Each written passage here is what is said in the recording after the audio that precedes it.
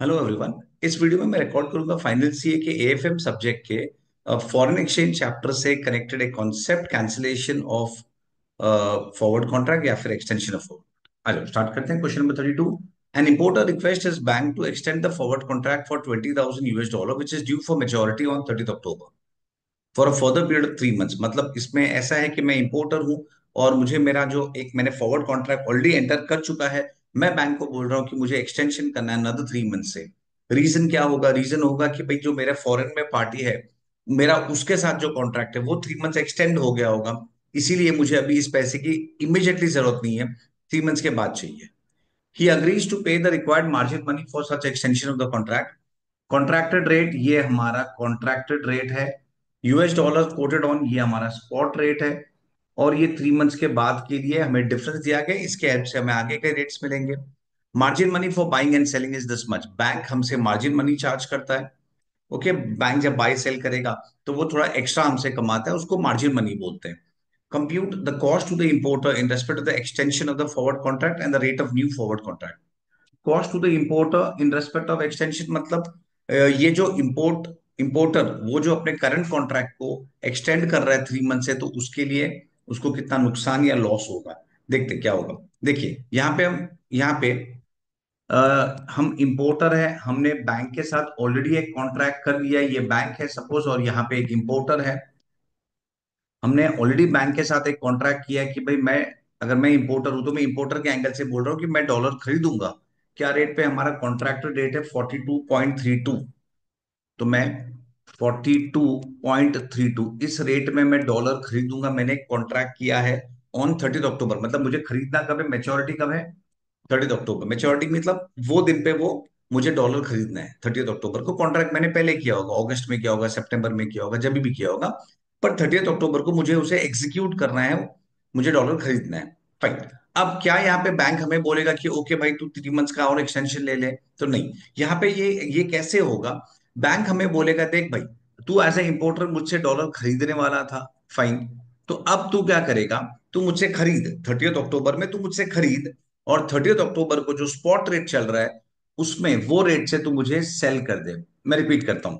Bank क्या बोलेगा कि भाई 30 अक्टूबर को जो हमारा कॉन्ट्रैक्टेड रेट है उस रेट से तू मुझसे खरीद, तू डॉलर खरीद। लेकिन लेकिन जो दिन वो दिन पे मार्केट रेट जो चल रहा है, स्पॉट रेट जो चल रहा है, उस रेट से तू मुझे इमीडिएटली सेल कर दे। तो एज ए इंपोर्टर पहले मैं ये बाई करूंगा एट द कॉन्ट्रैक्टेड रेट, और इमीडिएटली मैं उसे सेल कर दूंगा कौन से रेट पे? स्पॉट रेट पे।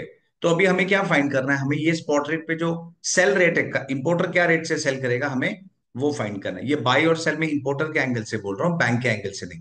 फाइन। तो अब यहाँ पे आते हैं, यहाँ पे देखते हैं कि क्या रेट है, सेल रेट क्या है। सी एज अ कस्टमर हम सेल करते हैं छोटे रेट पे। ये हमारा स्पॉट रेट है यहाँ पे 41.50 एंड 41.52, ये हमारा स्पॉट रेट है। तो एज अ कस्टमर अगर हमें सेल करना है तो हम किस पे सेल करेंगे? हायर पे क्या लोअर पे? तो ऑब्वियसली अगर हमें सेल करना है तो हमें लोअर रेट होता है 41.5। ऑप्शन नहीं होता, मैंने प्रीवियस वीडियोस में भी बताया। यहाँ पे ऑप्शन नहीं है कि कौन से रेट पे सेल करना है। जो छोटा रेट है उस पे कस्टमर सेल करेगा, और जो बड़ा रेट है उस पे कस्टमर बाई करेगा। तो एज अ कस्टमर हमें छोटे रेट पे सेल करना है, मतलब 41.5। तो चलो यहाँ पे मैं बताता हूं। First part, calculation of cost to customer. Calculation of cost to customer. Customer को क्या नेट कॉस्ट मतलब क्या नेट लॉस होगा? ओके। कस्टमर 30 अक्टूबर को सेल करेगा एट, सेल रेट क्या था हमारा? 41 समथिंग, 41.5। ये वाला रेट, छोटा रेट जो मैंने बताया 41.5, 41.5 इस रेट पे हम सेल करेंगे। Okay, fine. और हम जब सेल करेंगे तो बैंक बाई कर रहा है। हम जब सेल कर रहे हैं, मैं इस ट्रांजैक्शन की बात कर रहा हूं यहाँ पे। जब हमें सेल करना है तो बैंक बाई कर रहा है। तो बैंक जब बाई करेगा तो बैंक हमसे मार्जिन चार्ज करेगा। हम जब सेल करेंगे तो बैंक बाई कर रहा है, और बैंक जब बाई करेगा तो बैंक हमसे मार्जिन चार्ज करेगा। यहाँ पे मार्जिन के बारे में दिया गया है। तो ये जो मार्जिन है, बाइंग एंड सेलिंग वर्ड, ये वर्ड्स किसके एंगल से है? ये वर्ड्स स्ट्रिक्टली बैंक के एंगल से, क्योंकि बैंक ये कोड करता है। बैंक कोड करेगा तो बैंक के एंगल से है। ओके, तो margin money for buying and selling हमें दिया गया, ये हमारा मार्जिन मार्जिन रेट है। तो ये केस में कस्टमर सेल कर रहा है, अगर कस्टमर सेल करेगा तो बैंक बाई करेगा, और क्योंकि बैंक बाई करेगा तो ये मार्जिन रेट एप्लीकेबल होगा 0.075%, 0.075। तो बैंक्स बाइंग मार्जिन, बैंक का बाइंग मार्जिन क्या है? Banks buying margin 0.075, yes, 0.075%। इतना बैंक हमसे मार्जिन चार्ज करेगा। अब नेक्स्ट थिंग, ये ऐड होगा क्या लेस होगा?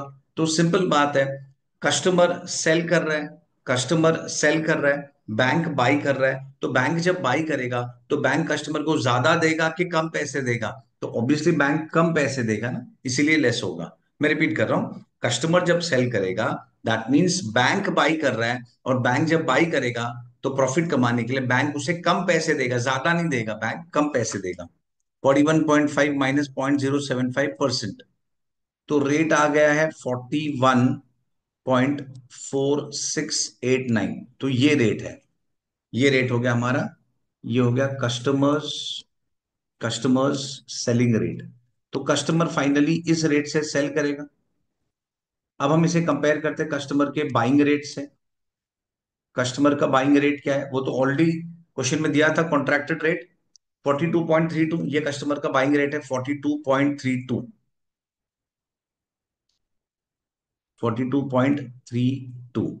तो जो डिफरेंस आएगा वो हो जाएगा हमारा प्रॉफिट या लॉस, जो भी कस्टमर को होगा। अच्छा, ये जो रेट है हम 4 डेसिमल भी ले सकते हैं, पर इंस्टीट्यूट ने 2 डेसिमल लिया है। क्यों 2 डेसिमल लिया होगा? क्योंकि अगर हम यहाँ पे देखेंगे तो कॉन्ट्रैक्टर रेट भी 2 डेसिमल पे दिया था, तो माइट भी वही एक रीजन हो सकता है, और कोई रीजन नहीं दिख रहा है। फाइन, और अगर आप 4 डेसिमल ले भी लोगे तो भी कोई इशू नहीं है। तो 41.47 हमारा सेलिंग रेट है, और हमें बाई करना है 42.32 पे। तो एज अ कस्टमर हमें 0.85 का लॉस हो रहा है पर डॉलर। यह है रुपी लॉस, रुपी लॉस पर पर डॉलर। $1 के पीछे हमें इतने रुपीस का लॉस हो रहा है। और हमारा जो कॉन्ट्रैक्ट है वो कितने डॉलर का है? वो है, कॉन्ट्रैक्ट जो है वो है $2 लाख का, सॉरी $20,000 का। तो चलिए मल्टीप्लाई करते थे 20,000 से, क्योंकि ये तो पर डॉलर लॉस है, इनटू डॉलर्स जो कि है 20,000। तो इंटू 20,000 दैट इज 17,000। तो ये हो गया हमारा टोटल रुपी लॉस, रुपी लॉस या कॉस्ट टू द कस्टमर, जो क्वेश्चन में पूछा गया। आई होप ये पॉइंट समझ गया सबको, सिंपल। नेक्स्ट पार्ट पे आते हैं, ये फर्स्ट पार्ट हो गया सम का। अब क्वेश्चन में सेकंड पार्ट में क्या पूछा है, यहीं पे कर देता हूं एडजस्ट। चलो, सेकंड पार्ट में क्या पूछा गया है क्वेश्चन में? The rate of new forward contract, customer को अपना कॉन्ट्रैक्ट 3 मंथ्स आगे एक्सटेंड करना है, तो उसका रेट क्या होगा? फाइन, कस्टमर इंपोर्टर है, तो इंपोर्टर कौन से रेट, इंपोर्टर क्या करेगा? इंपोर्टर डॉलर खरीदेगा, इंपोर्टर डॉलर खरीदेगा, मतलब जो इसका बेस करेंसी है, इसमें बेस करेंसी डॉलर है, तो इंपोर्टर डॉलर खरीदेगा। तो कस्टमर के लिए जो बाइंग रेट है वो क्या है? कस्टमर के लिए जो बाइंग स्पॉट रेट है, कस्टमर के लिए जो बाइंग स्पॉट रेट है वो है, ये स्पॉट रेट है, तो कस्टमर ऑब्वियसली बाई करेगा हायर पे 41.52। कस्टमर के लिए बाइंग रेट है 41.52, पर ये तो आज का स्पॉट रेट है, उसे 3 मंथ्स बाद का रेट चाहिए, 3 मंथ्स बाद का। तो उसके लिए हमारे पास ये 3 मंथ्स प्रीमियम है, उसके लिए 3 मंथ्स प्रीमियम है। 3 मंथ्स प्रीमियम मतलब ये 3 मंथ्स के बाद का रेट है। अच्छा, अब इस रेट का फॉर्मेशन देखो, प्रीमियम किस तरीके से दिया गया है, 0.87%, 0.93%। इसका जो ये जो लेफ्ट साइड का नंबर है ये छोटा है, और राइट साइड का जो नंबर है वो बड़ा है। तो ये प्रीमियम लिखने का पैटर्न होता है कि राइट साइड मतलब ये वाला नंबर जब बड़ा होगा तो हम ऐड करेंगे, और अगर ये वाला नंबर छोटा होगा तो हम लेस करेंगे। मतलब मैं फिर से बताता हूँ, सपोज अगर प्रीमियम इस तरीके से दिया है 2025 फॉर एग्जाम्पल, तो राइट साइड यानी ये वाला नंबर बड़ा है तो हम ऐड करेंगे, और सपोज कुछ इस तरीके से दिया होगा तो ये वाला नंबर छोटा है तो हम लेस करेंगे। तो राइट साइड का नंबर ज्यादा है तो ऐड करो, राइट साइड का नंबर कम है तो लेस करो। ये उसका एक कन्वेंशन है, इस तरीके से उसे लिखा जाता है प्रैक्टिकली। फाइन, तो अब हम आगे जाते हैं। तो यहाँ पे ये कस्टमर का स्पॉट रेट है, और इसमें ये जो हमारा प्रीमियम था, ये जो प्रीमियम है वो राइट साइड ज्यादा है, 0.93, तो हम उसे ऐड करेंगे। चलिए, प्लस, क्योंकि राइट साइड ज्यादा है इसलिए ऐड होगा, plus 3 months premium, 3 months premium. Okay, अब हम कौन सा प्रीमियम लेंगे, 0.87% लेंगे कि 0.93% लेंगे? तो सिंपल है, हमने बाइंग का रेट लिया है 41.52, मतलब ये आस्क, इसको हम बिड आस्क बोलते हैं। और सिंपल बोलूं तो अगर इतना नहीं करना है कॉम्प्लिकेट वर्डिंग्स में, तो तो अगर मैं 41.52 लेता हूं तो मैं ये वाला रेट लूंगा, और मैं 41.50 लूंगा तो ये वाला रेट लूंगा, सिंपल। तो यहाँ पे वी आर कंसर्न विद 41.52, इसलिए हम 0.93% वाला रेट लेंगे, 0.93%। चलो इसको ऐड करते हैं, 41.52 प्लस 0.93%, तो ये हो गया 41.9061। तो ये रेट हो गया। लेकिन यहाँ पे बैंक अपना मार्जिन भी चार्ज करेगा, बैंक अपना मार्जिन चार्ज करेगा, बाइंग मार्जिन या सेलिंग मार्जिन। कस्टमर बैंक से बाई कर रहा है, कस्टमर बैंक से बाई कर रहा है, न्यू फॉरवर्ड कॉन्ट्रैक्ट डिसाइड कर रहा है, 3 मंथ्स के बाद का रेट चाहिए उसे। यहाँ पे हो क्या रहा है, कस्टमर बैंक को बोल रहा है चलो भाई मैंने स्पॉट कॉन्ट्रैक्ट तो इस तरीके से 17,000 का लॉस देके सेटल कर दिया, लेकिन जो 3 मंथ्स के बाद का न्यू रेट मुझे चाहिए, तो उसके लिए क्या होगा, कस्टमर बाई कर रहा है मतलब बैंक सेल कर रहा है, और बैंक सेल करेगा तो बैंक अपना सेलिंग मार्जिन चार्ज करेगा 0.2%। 0.2% ऐड करेंगे कि लेस करेंगे, वो सेकंड क्वेश्चन। तो सिंपल बात है, देखो बैंक सेल कर रहा है, और अगर बैंक सेल करेगा तो बैंक तुम्हें एक्स्ट्रा चार्ज करेगा कि कम करके देगा? तो सीधी बात है, अगर बैंक सेल कर रहा है तो बैंक एक्स्ट्रा चार्ज करेगा, तो ये बैंक यहाँ पे, ये सेलिंग मार्जिन है। ध्यान रखो, ये जो वर्ड्स है बाइंग मार्जिन, सेलिंग मार्जिन, ये बैंक के एंगल से, ये बैंक के एंगल से। तो कस्टमर अगर बाई कर रहा है, कस्टमर अगर बाई कर रहा है तो बैंक सेल कर रहा है, तो बैंक सेलिंग मार्जिन चार्ज करेगा। तो ये है 41.9061 प्लस 0.2%, तो ये हो गया 41.9899, 41.9899, तो ये रेट एप्लीकेबल होगा। और अगर इसे मैं 2 डेसिमल में कन्वर्ट कर दूं, जैसे मैंने बताया था क्वेश्चन में दिया था, तो 41.99।